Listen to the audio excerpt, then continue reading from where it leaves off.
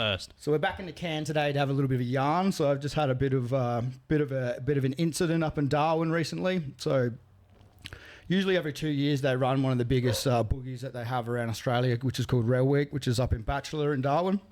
Been very excited to get back to Darwin for a long time. So they had one that was kind of supposed to be through the COVID time, and shit got a little bit too chaotic, and they had to bail that back. So we haven't had a Rail Week for quite a long time. I think it's probably realistically maybe 6 years since the last one.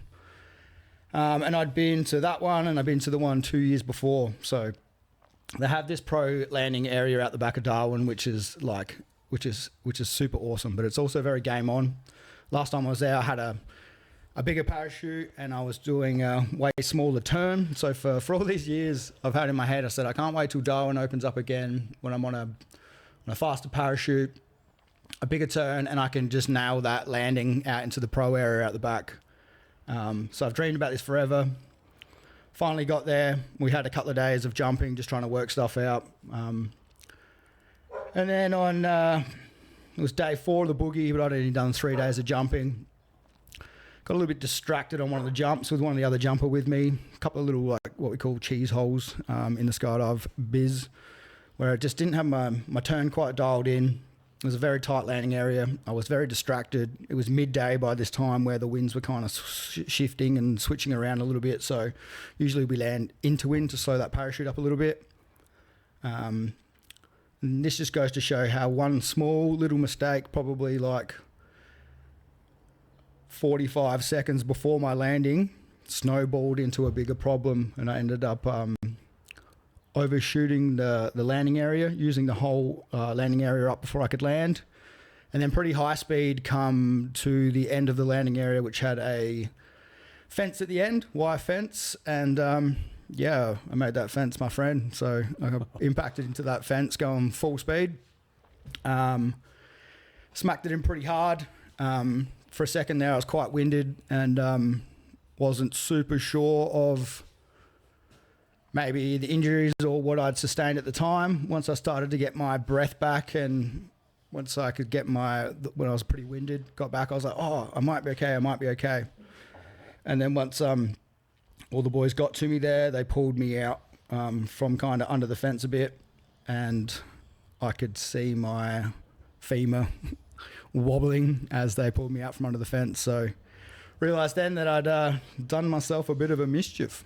Yeah, right. So we're going to watch the video now, and I haven't seen this yet, so I can't. I'm excited to see it, for sure. It sounds fucking chaotic. I've kind of just edited this a little bit shorter, so you don't see any of kind of the aftermath of after the fence, because like that makes it look a little bit kind of gruesome. Or it's just me just like not having a good time. So yeah. This video you can kind of hear the bone break. Oh, you see my leg kind of wobble in a direction that it shouldn't have, and then I'll chuck it on up for everyone to see. All right, let's have a look at this.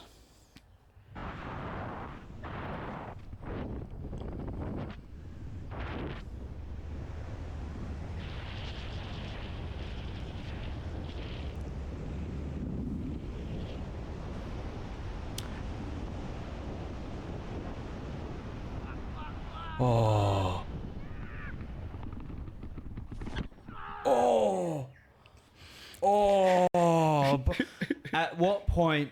Oh, fuck. You're so lucky that it was a wire fence. Yeah, it felt like a brick wall, dude. I'll tell you what, like... At what point did you know you were fucked? Pretty much soon as that spiral stopped and I start that recovery arc, I knew I was in trouble. I didn't know it was going to be to that point. What should happen, I was pretty distracted by my friend that I was jumping with at the same time. Usually I'd let him go first. He's on a smaller parachute, which usually means he has right away. Just how the jump ended afterwards, I was a little bit lower. I was closer to the landing area, so I kind of just rushed my process to... Oh, you can kind of hear it. Shout out to whatever camera you're using for not breaking too. Yeah, the GoPro. So as I'd like... started to rush, so to get ready, we call it maintenance. So I'm getting myself comfortable in my harness. I'm loosening my chest strap. There's a slider above my head, which I need to remove, take off, put in my pocket. So there's a little bit of what we call maintenance that I need to get going. So I'm trying to rush that process, because usually I'd let my mate Jamie go first, but on this one I was lower, so I had right away. So I was just like, I'll get down quicker to try and get out of his way. But he's on such a small parachute that he just caught up to me so quickly during that process. And I just wasn't set up what we call deep enough. So at the start of that video, I should be way further to the right over those gum trees. So I had a longer time to go through that process. So as I'm kind of rushing through that process, I was kind of aiming to go a little bit deeper and then start my turn. Because it's such a big turn, usually I can change the speed or the pitch or whatever to try and adjust for where I am in the sky. But as you see at the start, I look up and see that he's about to start to turn. That distracts me a bit, and I stop flying away from going a little bit deeper. Start that turn. Because in Darwin, you're doing that big turn over those gum trees. Usually that last minute before I would kind of do my flick, I would face the other way for a little bit longer, which would give me a little bit more time and room. Because those gum trees are there, the picture in my head was like, nah, you need to do that turn right now. Otherwise, you could be what we call in the corner. And that big arc where you see me starting to come out, you need to do that so much further away that you come between those like palm trees over that building quite low. So you've still got enough time to slide in across the grass. So pretty much by the time I come out of that whip, I was like, oh, this is really like not in a great spot. But pretty much about halfway through the grass section that you can see, from then I knew I was in big trouble. So I was instantly in my head, I was trying to look for what we call outs, a different direction to go.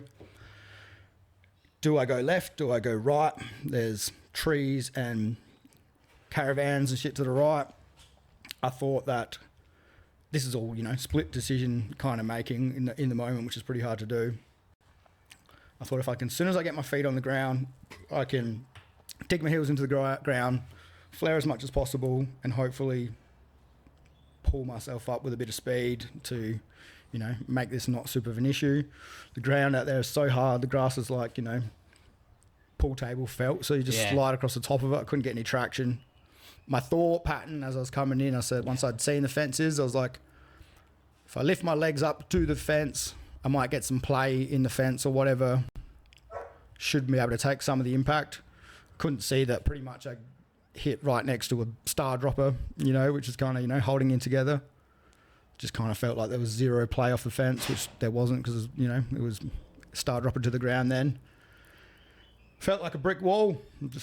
Just knew it was drama straight away. So it was your femur bone on your left or right? So my left femur snapped clean in half. Looks like a spearhead. Yeah. I'm very lucky that I managed to stay in my leg. Once that gets that compound and comes out, you're looking at a whole new set of problems, as well from infection and that sort of stuff. So I'm lucky that stayed in. Yeah. And then my right ankle, between my two kind of ankle bones in the center of there, had a couple of breaks. So I got a couple of screws in there. I've got a new titanium femur nail, which they go through the hip, drill through the femur and send this nail down the center of your femur bone, and it's bolted in above my knee, bolted into my hip. That's fucked. So I got a new bit of hardware everywhere. So is that like the closest? Is that the first time you were like, oh, I might fucking die? Nah, not at all. Like you just knew you were going to get severely hurt. Yeah, well, I honestly, it was pretty unlucky for that amount of damage, kind of. I can't, I don't know in the process what was going to cop from that, but everyone that's seen the footage is like, oh, pretty bad injuries for what it kind of for the hit, but as unfortunate as it was, no, it was like this. It's not a thing where everyone's like, oh, look, you almost died, you survived it. It wasn't. It was a fuck up from me from not doing that deep, and unfortunately in this game, small fuck ups can lead to big injuries. But I'm very lucky that I didn't go kind of through the fence or whatever. I'm glad it didn't. Cheese grated me, didn't open me up in places. As much as those injuries suck, I am kind of 8 weeks post that crash now. Had to stay in Darwin Hospital for 2 weeks because the ankle was so severely smashed and swollen, so I had to lay in hospital for almost 2 weeks before they could go and get into surgery for the ankle. So the femur's at 8 weeks and the ankle's at 6 weeks. Femur's super strong now. I'm able to kind of stand, weight bear. Yesterday I was pretty little personal tick for myself where I was able to like stand up in my gym and do some kind of body half weighted squats on it a little bit and a couple of steps around. And then another week or two when that ankle kind of builds that cartilage up nice away, I'll be able to start taking a few steps and move from wheelchair to crutches because kind of just spent the last 6 weeks at home just being full wheelchair bound. So I've learnt some cool new tricks and been on some cool adventures and stuff. But yeah,